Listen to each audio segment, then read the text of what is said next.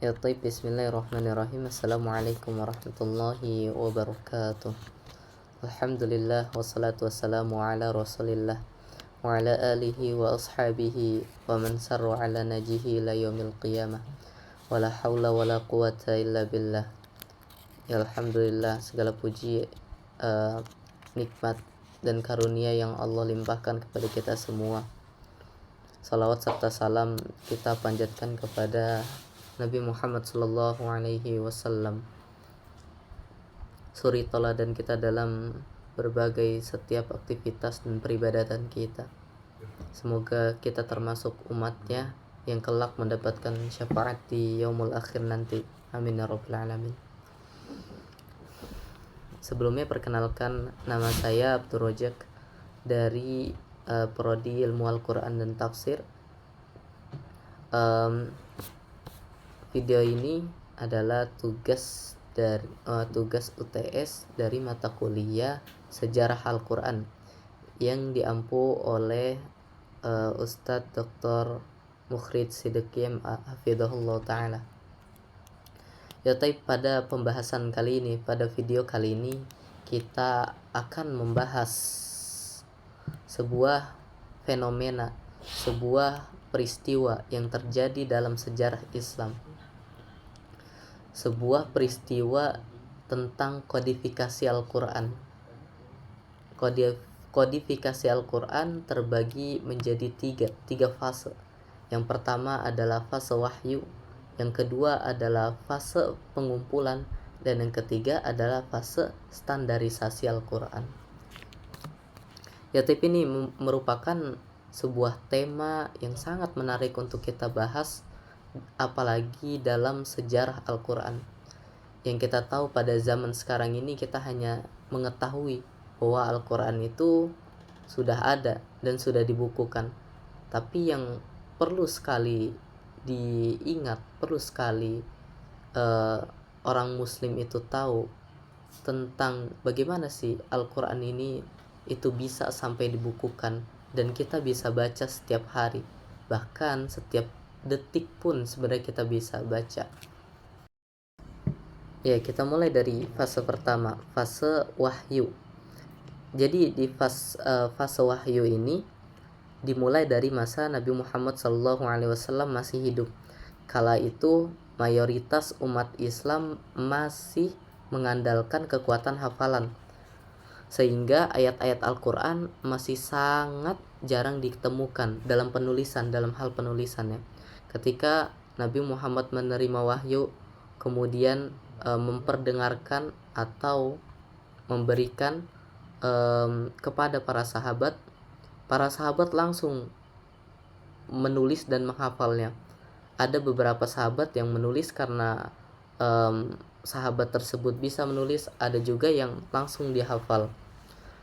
Di antara para sahabat yang menulis itu ada Ali bin Abi Thalib, Ubay bin Ka'ab, Muawiyah bin Abi Sufyan, dan lain sebagainya, seperti Zaid bin Sabit juga termasuk.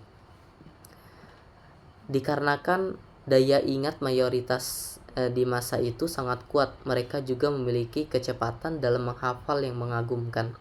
Mereka juga di sisi lain orang-orang yang memiliki kemampuan untuk menulis masih sedikit. Dan sarananya pun masih sangat langka. Jadi di fase ini kebanyakan atau mayoritas sahabat itu langsung menghafalnya. Jadi Al-Quran belum sepenuhnya dibukukan atau ditulis dalam berbagai hal, seperti nanti ditulis di pelepah kurma, di lempengan batu, dan kulit hewan atau lain sebagainya. Sampai-sampai seseorang yang menulis pada zaman itu, dikarenakan kan pada masa tersebut, pada masa Nabi Muhammad SAW, mayoritas para sahabat dan mayoritas orang Arab itu, atau tradisi orang Arab itu adalah menghafal. Sampai-sampai ada sebuah kisah bahwasannya ketika seseorang menulis itu pasti menjadi aib di kalangan para orang Arab, terdahulu. Kenapa? Karena mereka yakini bahwasannya orang-orang yang menulis itu mereka pandang sebagai orang yang hafalannya lemah. Makanya ketika ada seorang yang menulis itu, mereka harus berhati-hati. Bahkan mereka menulis di tempat secara diam-diam gitu. Oke, itu adalah fase pertama, yakni fase wahyu. Kemudian yang kedua adalah fase pengumpulan di masa Khalifah Abu Bakar As-Siddiq. Nah, di masa ini, di masa pengumpulan Abu Bakar As-Siddiq, ada sebuah sejarah, ada sebuah momen penting dalam pengumpulan Al-Quran. Dialog antara Umar bin Khattab dan Khalifah Abu Bakar As-Siddiq terkait pengumpulan Al-Quran. Bahkan momen ini itu dijelaskan di dalam kitab Sahih Bukhari. Dijelaskan seperti ini. Umar bin Khattab datang kepada Khalifah Abu Bakar dan mengusulkan, "Wahai Khalifah, setelah peperangan Yamamah ini atau setelah peperangan Riddah ini, banyak penghafal Al-Quran yang telah gugur di perang Yamamah. Aku khawatir jika peperangan terus berlangsung, akan lebih banyak lagi penghafal Al-Quran yang meninggal, sehingga sebagian besar dari Al-Quran akan hilang. Karena itu aku mengusulkan agar engkau memerintahkan untuk mengumpulkan Al-Quran dalam satu mushaf." Jadi Al-Quran yang ada pada ingatan para sahabat, dan juga Al-Quran yang ditulis di pelepah kurma, yang ditulis di lempengan batu itu segera dikumpulkan. Supaya apa? Supaya Al-Quran itu menjadi satu kesatuan yang utuh dan mudah untuk dibaca, mudah untuk sumbernya, ada sumbernya. Jadi, nah, kita lanjut. Mendengar usulan Umar, Abu Bakar awalnya ragu dan menolak karena merasa tidak pantas melakukan sesuatu yang tidak pernah dilakukan oleh Rasulullah Sallallahu Alaihi Wasallam. Abu Bakar berkata kepada Umar, "Bagaimana mungkin aku melakukan sesuatu yang tidak pernah dilakukan Rasulullah?" Umar bin Khattab terus-menerus mendesak dan memberikan argumen kepada Abu Bakar dengan meyakinkan bahwa usulan ini adalah baik, supaya Al-Quran itu tidak hilang, supaya Al-Quran itu tidak hilang atau tersebar tanpa terjaga dengan baik. Jadi tersebar hanya sebatas omongan, hanya sebatas ingatan saja.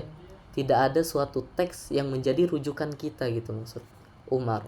Setelah mendengar berbagai argumentasi yang dilontarkan oleh sahabat Umar bin Khattab radhiyallahu anhu, Abu Bakar akhirnya yakin. Abu Bakar akhirnya setuju dengan usulan Umar bin Khattab, dan akhirnya Allah memberikan kelapangan di hati Abu Bakar untuk menerima usulan tersebut. Abu Bakar berkata, "Demi Allah, ini adalah ide yang baik." Abu Bakar kemudian setuju dalam pengumpulan Al-Quran perlu dilakukan. Kemudian langsunglah Abu Bakar membuat tim dalam pengumpulan Al-Quran. Beliau memanggil Zaid bin Sabit, seorang sahabat yang dipercaya karena hafalannya, kedekatannya dengan Nabi, dan keahliannya dalam penulisan. Abu Bakar menyampaikan usulan ini kepada Zaid, namun awalnya juga merasa berat karena menganggap hal itu adalah tindakan baru. Seperti halnya Abu Bakar ketika diusulkan oleh Umar, awalnya ragu, awalnya menganggap bahwa hal ini adalah suatu yang tidak pernah dilakukan oleh Rasulullah.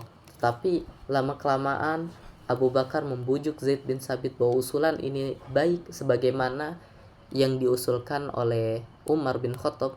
Maka Zaid bin Sabit Allah berikan kelapangan hatinya, sehingga Zaid bin Sabit ingin atau mau melakukan tugas pengumpulan Al-Quran.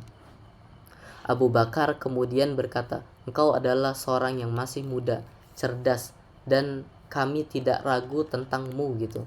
Kami percaya bahwa engkau adalah seorang yang jujur. Kata Abu Bakar, engkau biasa menulis wahyu untuk Rasulullah, dan maka telitilah Al-Quran dan kumpulkanlah. Zaid bin Sabit pada awalnya merasa ragu dan menganggap tugas ini sangat berat. Sampai-sampai ada sebuah hadis yang berkata, Zaid bin Sabit ketika disuruh melakukan tugas ini, beliau berkata, seandainya aku disuruh memindahkan satu gunung ke gunung yang lainnya, memindahkan gunung satu ke tempat yang lainnya, maka hal itu lebih aku sanggupi daripada pengumpulan Al-Quran ini. Karena pengumpulan Al-Quran ini benar-benar perlu tanggung jawab yang lebih, perlu kerjasama dan semangat yang kuat dalam pengumpulan Al-Quran ini. Nah, itu adalah fase kedua ya, dimana usulan Umar bin Khattab dalam pengumpulan Al-Quran. Kemudian kita masuk ke fase yang ketiga, fase standarisasi di masa Khalifah Utsman bin Affan. Ya, jadi ketika masa Khalifah Utsman bin Affan, umat Islam itu sudah mulai tersebar ke seluruh penjuru Jazirah Arab, bahkan sampai luar, hingga masuk ke dalam wilayah kota Syam, kota Bahrain, kota Kufah, kota Bashrah, kota Yaman, dan lain sebagainya. Nah, karena penyebaran Al-Quran semakin meluas, banyaklah umat Islam membaca Al-Quran dengan dialek atau bacaan yang berbeda-beda. Dengan hal tersebut, dengan masalah tersebut, maka Khalifah Utsman bin Affan mengusulkan bahwasannya Al-Quran ini harus dijadikan satu agar tidak terjadi perpecahan. Maksudnya dijadikan satu itu nanti pada masa tersebut Al-Quran yang ada pada saat itu dibakar semuanya, dijadikan satu qiraat atau satu qiraat atau 7 bacaan ya, 7 dialek itu di dalam mushaf Utsmani ya.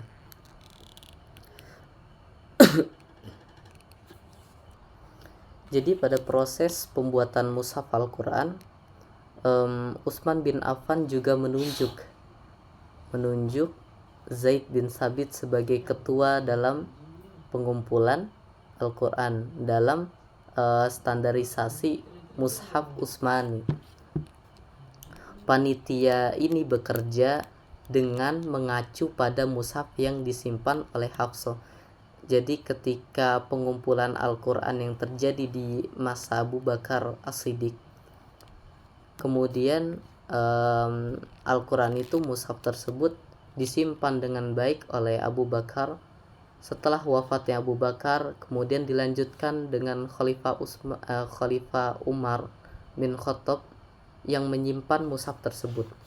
Kemudian setelah Umar bin Khattab meninggal dunia, dilanjutkan kepada putrinya yang bernama Hafsah untuk disimpan.